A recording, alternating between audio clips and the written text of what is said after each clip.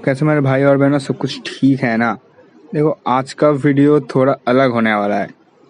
हम सभी को पता है कि कार्टून नेटवर्क हमारे चाइल्डहुड को ऑसम बनाया था। मतलब इतने ऑसम शोज थे कि हम घंटों के बाद घंटों टीवी के सामने बिता सकते थे। और आज 1 अक्टूबर को कार्टून नेटवर्क का 28वां जन्मदिन है। तो हैप्पी बर्थडे कार्टून नेटवर्क। पर क्या आप सभी ने सोचा है कि कार्टून नेटवर्क का वो ऑसमनेस का स्टैंडर्ड शायद अब नहीं रहा, क्योंकि जो शोज पहले आते थे वो शोज अब नहीं दिखते और उनकी जगह कुछ बकवास, ज्यादातर बकवास शोज ही दिखते हैं। मैं ये नहीं कहूँगा कि सारे सारे शोज बुरे हैं, पर कुछ शोज अच्छे भी हैं। पर कार्टून नेटवर्क अपना वो स्टैंडर्ड खो चुका है और मैं यही बताऊंगा आज इस वीडियो में कि कैसे वो अपना स्टैंडर्ड वापस ला सकता है, स्पेशली इंडिया में। तो शुरू करते हैं सबसे पहले पॉइंट से, जो कि मेरा पहला पॉइंट है कि भाई पुराने शोज को वापस लाओ। जब हम सभी को याद है कि एक शो आता था थंडर कैट्स, वो 81 में पहली बार आया था। तब तो पैदा तो नहीं हुए थे हम, तो जो बाद में आया था 2000s के समय, उसने वो मैंने देखा था और वो बहुत कमाल का शो था। और जस्टिस लीग अनलिमिटेड, भाई भाई ये मेरा पूरा बचपन इस शो ने बनाया है। और जिन लोगों ने भी देखा है इस शो को, वो सभी एग्री करेंगे कि इससे अच्छा जस्टिस लीग का स्टोरी लाइन शायद ही कोई है, मतलब एनिमेटेड यूनिवर्स में। और फिर क्लासिक टॉम एंड जेरी, ये सब ऐसे शोज है जो एवरग्रीन है, जिन्हें कोई भी नया शोज कितना भी तुम लाओ, इन शोज को टक्कर नहीं दे पाएगा। तो अगर कार्टून नेटवर्क का अपना स्टैंडर्ड फिर से ऊंचा करना है तो इनिशियली ये स्टेप लो कि पुराने शोज को वापस लाओ। ठीक है, पुराने एपिसोड से दिखाओ, पर इन द मीन टाइम आप नए ऐसे शोज के लिए प्लानिंग बनाते रहो कि वो इनके स्टैंडर्ड तक जाए। अब मेरा जो दूसरा पॉइंट है, वो मुझे लगता है कि ये कार्टून नेटवर्क को ज़रूर सुनना चाहिए कि जो है कुछ सीक्वल्स लाओ। देखो, हम सभी ने बेन 10 देखा था, मानते हो कि नहीं? Ben 10 one of the best action shows था हमारे बचपन में। और जब बेन 10 अल्टीमेट एलियन के बाद हम सभी ने क्या एक्सपेक्ट किया था कि हमें बेन 10,000 देखने मिलेगा, पर क्या देखने मिला? Ben 10 Omniverse. एक मतलब कोई लॉजिक ही नहीं है। वो टीन एज से वापस अपने बच्चे में चला गया और वो ऐसे एलियंस को यूज करता था जिसको उसने तब तक अनलॉक भी नहीं किया। मतलब कोई लॉजिक ही नहीं था। और उसका एनिमेशन तो इतना घटिया था कि छोड़ दो, स्टोरी लाइन को भी छोड़ दो। बेन 10 अल्टीमेट एलियन के बाद बेन 10 का जो डाउनवर्ड जाना शुरू हुआ ना ग्राफ, वो इस टट्टी जो बेन 10 का रिबूट है वो कंटिन्यू कर रहा है। कभी मत देखना ये टट्टी रिबूट। तो मैं जो कह रहा हूँ कि बेन 10,000 लाओ। देखो, बेन 10,000 एक बहुत ही अच्छा कॉन्सेप्ट है। 10,000 एलियन, हाँ 10,000 एलियन को दिखाना पॉसिबल नहीं है। कुछ नए एलियंस लाओ। बेन बड़ा होकर कैसा था? बेन 10,000 में बेन का एक बेटा भी है, कि जो एक मतलब एक तुम एक सीरीज शुरू कर रहे हो। जैसे देखो, ड्रैगन बॉल जी गोकू के बाद गोहन तक गया, हाँ गया, तो गोकू तक ही खत्म नहीं हुआ। ऐसे ही तुम बेन 10 के बेटे को लाओ, वो एक अलग सा सीरीज शुरू करेगा, वो कुछ नया लाएगा। क्योंकि बेन 10 का बेटा अपने आप में एक इंडिविजुअल है, उसके पास एक अमरीजिक्स है, वो कैसे इस्तेमाल करता है। और बेन 10,000, और जब ग्वेन बड़ा होगा और फिर केविन बड़ा हो गया कैसा होता है, ये सब एक बहुत ही अच्छा कॉन्सेप्ट है। और एक और भी बहुत अच्छा शो है जिसका सीक्वल लाया जा सकता है, वो है ग्रेविटी फॉल्स। ग्रेविटी फॉल्स जिसने नहीं देखा भाई देखो, फिर तुम भी एग्री करोगे कि उसका सीक्वल चाहिए। और फिर है स्कूबी डू। स्कूबी डू बहुत पहले से चल रहा है और ये एक ऐसा शो है जो आप जब भी देखोगे आपको ये एंटरटेन करेगा ही करेगा। तो एक अच्छा सा सीक्वल लाओ स्कूबी डू का, जो कि हमें एंटरटेन करने में सक्सेसफुल हो। अब मेरा जो तीसरा पॉइंट है वो है कि कुछ नए शोज लाओ। देखो, मैंने पहले पॉइंट में कहा था कि पुराने अच्छे शोज को वापस लाओ। अब हम पुराने शोज को कितनी बार देखेंगे? हमने पहले एक बार देखा है, फिर अब दूसरी बार देखेंगे और फिर तीसरी बार देखेंगे, तो ये कार्टून नेटवर्क के स्टैंडर्ड को उठाने की जगह फिर से गिरा देगा। तो हमें जो चाहिए अभी, मेरा मतलब कार्टून नेटवर्क को अभी जो चाहिए वो है कि कुछ अच्छे शोज, कुछ अच्छे एक्शन सीक्वेंस शोज, और उनको सप्लीमेंट करने के लिए कुछ बहुत अच्छे कॉमेडी शोज। देखो, मैंने पहले भी कहा था, एक एग्जांपल दिया था कि जस्टिस लीग अनलिमिटेड एक बहुत ही अच्छा शो था, और लेजेंडरी टॉम एंड जेरी, उसको कौन भूल सकता है। मैं इन दोनों टॉप लेवल की बात नहीं कर रहा, पर कार्टून नेटवर्क ने हमें इसके अलावा भी बहुत से अच्छे शोज दिए हैं। जैसे टीन टाइटंस था, फिर था टीनेज म्यूटेंट निंजा टर्टल्स, और यहाँ पर देख लीजिए डेक्स्टर्स लैबोरेटरी था, फिर था जॉनी ब्रेवो, स्कूबी डू, बहुत से अच्छे शोज दिए हैं। इसका मतलब कार्टून नेटवर्क में वो पोटेंशियल है कि वो ये काम कर सकता है। और इसी पॉइंट को कंटिन्यू करके मैं अपना 5th पॉइंट बोलना चाहूँगा, जो कि है सुपर हीरो शोज लाओ। देखो, सुपर हीरो मूवीज़ और वेब सीरीज़ अपने आप में एक बहुत बड़ा हिट है, और सुपर हीरो शोज भी अपने आप में हिट होगा और होता भी है। जैसे कि मैंने बताया कि बैटमैन की एनिमेटेड सीरीज है, जस्टिस लीग एनिमेटेड था, और बहुत से ऐसे शोज थे। और जिन लोगों ने यंग जस्टिस देखा है किसी भी प्लेटफॉर्म पे, उन्हें पता होगा कि यंग जस्टिस कितना अच्छा शो है। अब क्या कर सकते हैं कि देखो, मार्वल के राइट्स तो डिज्नी के पास है, तो मार्वल के शोज तो मार्वल एचक्यू में आएंगे ही। तो कार्टून नेटवर्क वार्नर ब्रदर्स के साथ टीम अप कर सकता है, और मैं जितनी दूर जानता हूँ वो शायद एक वार्नर ब्रदर्स का पार्ट भी है। अगर मैं गलत हूँ तो मुझे कमेंट्स में ठीक बोल देना, पर मुझे लगता है।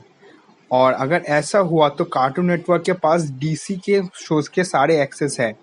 अब मैंने जब कार्टून नेटवर्क सर्च किया था तो मुझे दिखा था कि वो अमेरिका में कार्टून नेटवर्क को में यंग जस्टिस का नया सीजन दिखा रहे हैं, पर ये इंडिया में नहीं है। और मैंने जैसे बताया कि यंग जस्टिस एक कमाल का शो है। तो कार्टून नेटवर्क अगर प्रॉपरली डीसी हीरोज को इंट्रोड्यूस करे अपने शोज में, तो कार्टून नेटवर्क एक बहुत अच्छे स्टोरी लाइन के साथ अपना ग्राफ ऊपर की तरफ ले जा पाएगा। अब कुछ एग्जाम्पल के तौर पर देख लीजिए, जैसे सुसाइड स्क्वाड पर शो। ये शायद पहला ऐसा शो होगा जो सुपर विलेंस के ऊपर सोलली थीम्ड है। या फिर एक्वामैन का शो, ये भी शायद पहला ऐसा सुपर हीरो कार्टून शो होगा जो सोलली अंडर वाटर थीम पर होगा। तो कार्टून नेटवर्क ऐसे एक्सपेरिमेंट कर सकता है जो कि बहुत अच्छे हिट हो सकते हैं। तो कार्टून नेटवर्क को ये इंडिया में भी अप्लाई करना चाहिए। देखो, यंग जस्टिस आउटसाइडर अमेरिका में चल रहा है, बहुत बढ़िया, पर हमें इंडिया में भी तो चाहिए। हम तो अब आते हैं 5th पॉइंट पे।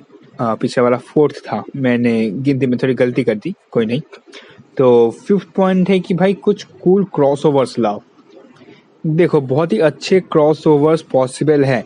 जैसे एक क्रॉसओवर का मैंने मूवी देखा था जो कि था बेंटेन और जेनेरेटर रेक्स। आपको ये दो बहुत अच्छे कार्टून्स थे, ये तो याद ही होंगे, और ये क्रॉसओवर सच में बहुत ही अच्छा था। तो ऐसे कुछ क्रॉसओवर्स के मूवीज ऐसे आ सकते हैं जो बहुत ही बढ़िया होंगे। जैसे देखो, हमने सभी ने देखा था कि स्कूबी डू और बैटमैन का क्रॉसओवर था और वो अच्छा था। और फिर टीनेज म्यूटेंट निंजा टर्टल्स और बैटमैन का भी एक मूवी आया था, वो भी बहुत ही अच्छा था। हालांकि ये सब वार्नर ब्रदर्स का अंदर है, पर अगर कार्टून नेटवर्क वार्नर ब्रदर्स के साथ टाई अप करे तो ये कार्टून नेटवर्क इन्हें भी अपने प्लान में इम्प्लीमेंट कर सकता है। और मैं एक और क्रॉसओवर की बात करूँ तो ये बहुत ही इंटरेस्टिंग होगा अगर हम किसी भी anime, for example Dragon Ball Z को ले लो, उसके साथ अगर हम कोई कार्टून जैसे कि जस्टिस लीग का क्रॉसओवर देखें। सोचो, जस्टिस लीग के विलेन अगर ड्रैगन बॉल जी के विलेंस के साथ टाई अप कर ले तो ये जो कॉम्बिनेशन होगा ये ज़बरदस्त होगा। तो क्रॉसओवर्स मुझे लगता है कि एक बहुत ही कूल आइडिया है। तो मेरा जो 6ठा पॉइंट है वो की है कि कुछ अच्छे लाइव एक्शन शोज लाओ। देखो, आप मानते हो कि नहीं, हम जब छोटे थे तब हम सभी क्रेजीली फैन थे पावर रेंजर्स के। अब अगर हम उस शो को देखें तो थोड़ा बचकाना लग सकता है, पर हम जब छोटे थे वो बहुत ही अच्छा था और हमें बहुत अच्छा भी लगता था। और पावर रेंजर्स ने कुछ कूल कॉन्सेप्ट्स भी इंट्रोड्यूस किए थे, जैसे कि टाइम ट्रेवल, अपना खुद का एक यूनिवर्स बनाना। और अगर कार्टून नेटवर्क चाहे तो ऐसे लाइव एक्शन शोज ला सकता है। अब मैं आपको 5 ऐसे एनिमेटेड शोज के नाम बोलूंगा जिनको आप गौर से सोचिए और आप खुद कहेंगे कि हाँ, ये इनके पास पोटेंशियल है एक अच्छा लाइव एक्शन शो बनने का। तो सबसे पहले नाम लेते हैं बेंटेन का। हम सभी को पता है कि बेंटेन एक बहुत ही अच्छा शो था और कमाल का था। अब उसका लाइव एक्शन आ गया तो भाई मजे ही मजे है, और आने का बात भी हो रहा था टॉम हॉलैंड के साथ, पर भाई ने रिजेक्ट कर दिया। मतलब हद है यार, फैंस जब कुछ अच्छा एक्सपेक्ट करते हैं तभी इतना टट्टी सा न्यूज़ आता है। पर फिर भी अगर कार्टून नेटवर्क का भी सोचे, और अब तो देखो कि हमारा सीजीआई का स्टैंडर्ड इतना इम्प्रूव भी कर गया है। अब उन जो बेंटेन के जो एलियंस थे उन्हें क्रिएट करना एक बहुत ही अच्छा होगा, मतलब इजी होगा। अब अगर आपको कार्टून नेटवर्क का कॉम्पिटिटर्स कौन है, अब वो दूसरे चैनल्स नहीं है, अब है नेटफ्लिक्स, अमेजॉन प्राइम, ये। और अगर अमेजोन प्राइम में द बॉयज आ रहा है, नेटफ्लिक्स के में बाकी सब शोज आ रहे हैं, और डिज्नी प्लस पे और या फिर डीसी के प्लेटफॉर्म पे उनके शोज आ रहे हैं, तो कार्टून नेटवर्क को भी अपना स्टैंडर्ड इम्प्रूव करना पड़ेगा।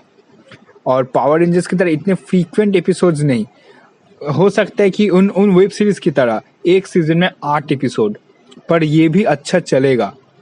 और सेकेंडली मैं नाम लूंगा जनरेटर एक्स का।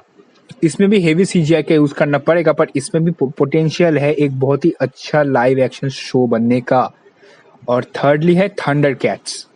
अब इस शो में सीजीआई का यूज बहुत ही ज्यादा होगा, पर अगर इस शो को एक प्रॉपर वेब सीरीज के फॉर्मेट में अलग अलग कम से कम 6-7 सीजन में रिलीज किया जाए तो ये शो भी हिट कर जाएगा और ये बहुत ही अच्छा होगा।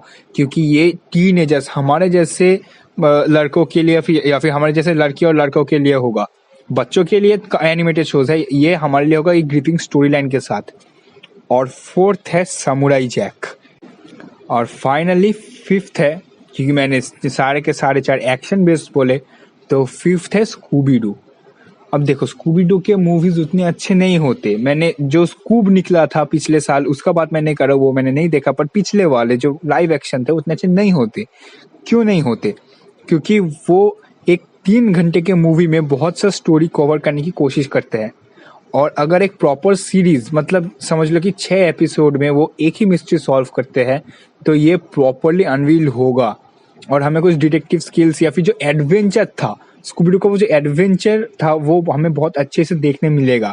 और ये टारगेटेड होगा बच्चों के लिए भी प्लस टीनेजर्स के लिए भी।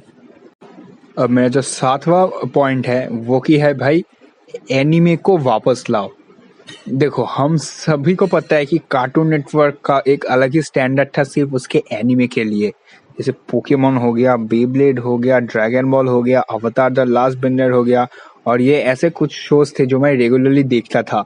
और इनके अलावा तो बहुत सारे हैं, जैसे डिजिमोन हो गया, बाकुगान, और ऐसे बहुत सारे एनिमे शोज थे।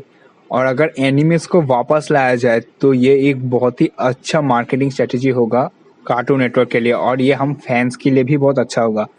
हाँ, ड्रैगन बॉल सुपर अभी भी आता है, पर उसका टाइमिंग बहुत भद्दा है यार, वो रात को आता है और कोई मतलब एपिसोड का कोई प्रॉपर ऑर्डर नहीं है। कभी 5th एपिसोड पहले दिखा दिया, तो उसके बाद 5th का 10th एपिसोड दिखा दिया, फिर फर्स्ट एपिसोड दिखा दिया, वो ऐसे लाते हैं ज्यादातर। तो प्रॉपर ऑर्डर्स में लाओ और एनिमे के सीक्वल्स बनाओ। और अब तो इतने अच्छे अच्छे एनिमेज भी निकले हैं। हाँ देखो, ज्यादातर एनिमेज को फीचर करते हैं नेटफ्लिक्स, पर कार्टून नेटवर्क भी अगर उनमें से कुछ को अपने प्लेटफॉर्म पर निकाले और या फिर नए कुछ अच्छे एनिमेज को निकाले, तो फिर ये एक बहुत ही अच्छा होगा हमारे फैंस के लिए भी, क्योंकि हमें कुछ नया मिलेगा जो एंटरटेनिंग होगा। और कार्टून नेटवर्क भी इससे अपना कॉन्फिडेंस, फैंस को जो कॉन्फिडेंस है वो वापस पा सकता है। और मेरा जो लास्ट पॉइंट है वो है कि भाई कार्टून नेटवर्क अपना फैंस की बात सुनना चाहिए, क्योंकि at the end of the day ये हम फैंस ही है जो कार्टून नेटवर्क को जिंदा रख सकते हैं। और कार्टून नेटवर्क फैंस के बिना कुछ नहीं। तो अगर कार्टून नेटवर्क फैंस की नहीं सुनेगा तो फिर कार्टून नेटवर्क का ग्राफ डाउनवर्ड जाना तय है। और कार्टून नेटवर्क एक ऐसा चैनल था जो कि पायोनियर था हमारे लाइफ में कार्टून लाने के लिए।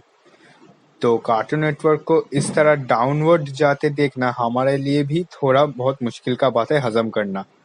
तो मैं भी यही कहूँगा कि आप सब भी सपोर्ट दिखाइए, और कार्टून नेटवर्क को हम फोर्स कर सकते हैं कि अपने आप को चेंज करने के लिए, ताकि कार्टून नेटवर्क खुद को इम्प्रूव करे और हम फैंस को भी इससे तसल्ली हो जाए। तो आज के लिए बस इतना ही। अगर आप मेरे पॉइंट से एग्री करते हैं तो वीडियो को एक लाइक दबा दीजिए। अगर आप ऐसे ही टॉपिक्स पर वीडियो चाहते हैं तो कमेंट्स पे लिखिए और सब्सक्राइब कर दीजिए। और अगर आपके भी कोई ऐसे कार्टून प्रेमी दोस्त है तो उनके साथ ये वीडियो शेयर कर दीजिए। और मैं आपसे मिलूंगा अगले एपिसोड में, तब तक के लिए पीस।